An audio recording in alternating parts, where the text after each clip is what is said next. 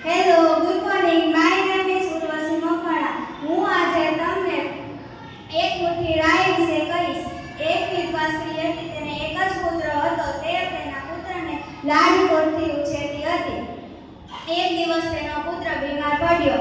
માતાએ ઘણી સારવાર કરી, મોટામાં મોટા દવાખાને બતાવ્યું, પરંતુ તેનો પુત્ર બચી શક્યો નહીં. પછી તે ખોળામાં લઈને રોવા લાગી. પછી એક સજ્જને કહ્યું કે તમે ભગવાન બુદ્ધ પાસે જાઓ, ભગવાન બુદ્ધ તેનો ઉપાય દેશે. પછી પોતાના મૃત પુત્રને લઈને ભગવાન બુદ્ધ પાસે ગઈ.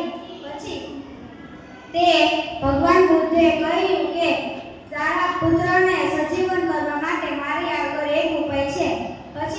પછી તેને જે નગરમાં કોઈનું અવસાન ન થયું હોય ત્યાંથી એક મુઠ્ઠી રાઈ લઈ આવ. વિધવા સ્ત્રી ગામો ગામ ફરી, પણ તેના એક પણ ઘર